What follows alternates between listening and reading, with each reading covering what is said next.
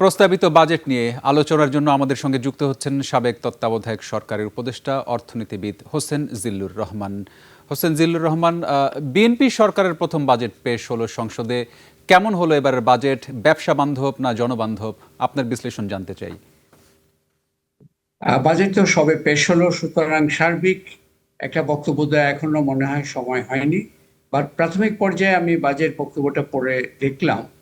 আমার প্রাথমিক যে পর্যবেক্ষণ হচ্ছে, অনেকগুলো খণ্ডিত আন্তরিক প্রচেষ্টা আছে জনজীবনে কিছুটা স্বস্তি আনার জন্য এবং অর্থনীতিকে চাঙ্গা করার জন্য।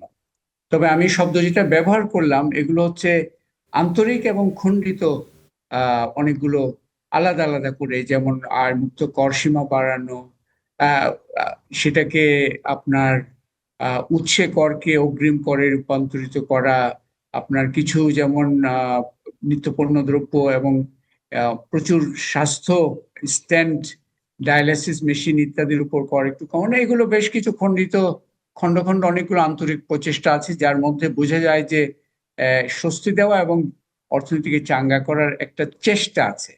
কিন্তু একই সাথে আরো দুটো কথা বলাটা আমার মনে হয় জরুরি এই পর্যায়ে। একটি হচ্ছে অনেকগুলো উচ্চাভিলাষী লক্ষ্যমাত্রা আসলে অনেকটা কাগুজে পর্যায়ের মনে হয়, কারণ বিশেষ করে রাজস্ব লক্ষ্যমাত্রা যেটা সেট করা হয়েছে, আগামী বছরের প্রবৃদ্ধি যেটা দেয়া হয়েছে, এগুলো আমরা যে বর্তমান বাস্তব অর্থনীতির যে বাস্তবতাগুলো দেখি, এই পরিসংখ্যানগুলো আছে, তার ভিত্তিতে এগুলো অনেকটা আহ কাগুজে পর্যায়ে থাকারই সম্ভাবনা থেকে যায়। আরেকটি বিষয় আমার যেটা চোখে পড়েছে যে নতুন নতুন বেশ কিছু আইডিয়াস এসছে, ক্রিয়েটিভ ইকোনমি বলে একটা কনসেপ্ট ওনারা নিয়ে এসছেন। আহ, এগুলো আছে বটে, তবে আমি প্রথম দিকে 10টি দর্শনের কথা ওনারা বলেছেন। একটি কথা আপনাদেরকে সেখানে দেখাই যে কেন আমি কাগুজে শব্দটা ব্যবহার করছি এবং কেন বলছি যে অনেকটা বলা যায় যে ফিল গুড অনেকগুলো লক্ষ্যমাত্রা দেয়া আছে, কিন্তু সার্বিক ডকুমেন্টটা পড়ার পরে আমার কাছে মনে হয়েছে কৌশলগত ধারের একটা ঘাটতি আছে। যেমন শিক্ষার কথা যদি বলি, ওনাদের প্রাথমিক যে 10টা দর্শনের মধ্যে একটি ছিল সার্বজনীন শিক্ষা, কিন্তু যেভাবে বিশ্লেষণ হয়েছে ওখানে, সেখানে মূল বিষয়টা কিন্তু সামনে আনতে পারেননি। সেটা হচ্ছে শিক্ষার মানের বিষয়টা। বাংলাদেশ এই মুহূর্তে নিম্নমানের সার্বজনীন শিক্ষার একটা বাস্তবতা আটকে গেছে। জেলায় জেলায় বিশ্ববিদ্যালয়, উপজেলা পর্যায়ে কলেজ, এই ধরনের অবকাঠামো বিস্তার একেবারে সর্বক্ষণ চলছে, কিন্তু শিক্ষার মান উল্টো দিকে হাঁটছে। এই বাস্তবতাটা কঠিন একটা বাস্তবতা।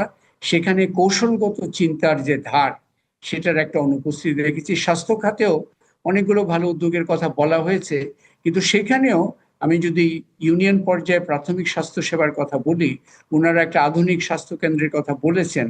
তবে আমি অনুরোধ করব, এই মুহূর্তে কিন্তু প্রতিটা ইউনিয়নে 3টি অবকাঠামো অলরেডি আছে: family welfare centre, union sub centre এবং কমিউনিটি ক্লিনিক।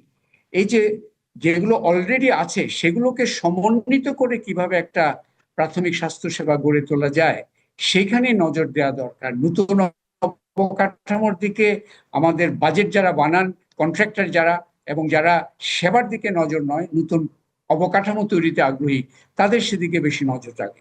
সো এই এই জায়গায় অ্যাকচুয়ালি বড় ধরনের একটা নজর দিতে হবে। এবং আমি আরো এটা বলবো যে যে আমাদের প্রবৃদ্ধির যে পুরো বিষয়টা, বাংলাদেশের এখন এমন একটা অবস্থানে আছি, বাংলাদেশের অর্থনীতিকে নতুন একটা প্রবৃদ্ধির পথরেখায় নিয়ে আসা দরকার। ওনারা বলেছেন পথ নকশার কথা ইত্যাদি, কিন্তু বিশ্লেষণ ব্যাখ্যার মধ্যে, বিশেষ করে 3য় অধ্যায় যেটা আছে, মধ্যমেয়াদী কৌশলের অংশ, সেখানে কিন্তু আমি জোরালো কোনো স্ট্র্যাটেজিক চিন্তার প্রতিফলন দেখিনি। আমাদের প্রয়োজন নতুন প্রবৃদ্ধির চালক। আমাদের তৈরি পোশাক খাত, রেমিটেন্সের পাশাপাশি নতুন প্রবৃদ্ধির চালককে সামনে নিয়ে আসা দরকার। কৃষক কার্ডের উপর একটা গুরুত্ব ওনারা দিয়েছেন, কিন্তু কৃষিতে বরাদ্দ কিন্তু একটু কমেছে। বরঞ্চ শুধু কৃষক কার্ড দিয়ে কৃষির উন্নতি হবে না, সেটা একটা গুরুত্বপূর্ণ, আমি মনে করি ভালো একটা উদ্যোগ।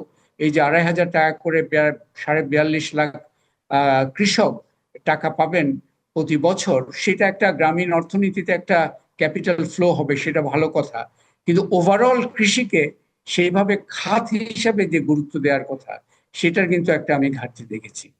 সো বাট আমি যেটা বলবো যে আমরা নতুন সরকার, আমরা তো সবাই চাই যে তারা সফল হোক, কিন্তু এই যে কৌশলগত চিন্তার শক্তিগুলোর ঘাটতি যদি হয়, সার্বজনীন শিক্ষার মানে যে শুধুমাত্র অবকাঠামোর সম্প্রসারণ, কিন্তু শিক্ষার মানের সম্প্রসারণ নয়। সার্বজনীন শিক্ষা যদি শুধু হয় যে অবকাঠামোর সম্প্রসারণ, কিন্তু স্বাস্থ্যের সেবার এবং খরচের বোঝা কমাবার বিষয় যদি না হয়, তাহলে কিন্তু আমাদের কাঙ্ক্ষিত পথে আমরা যেতে পারবো না।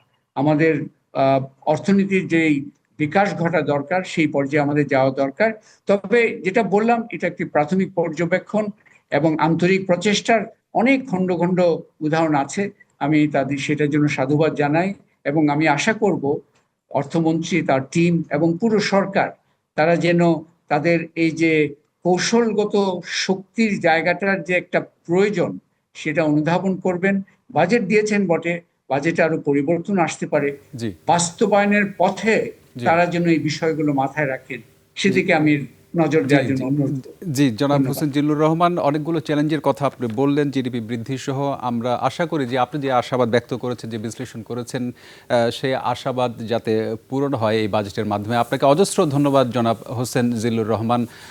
দর্শক, আমরা কথা বলছিলাম জনাব হোসেন জিল্লুর রহমান, তত্ত্বাবধায়ক সরকারের সাবেক উপদেষ্টা।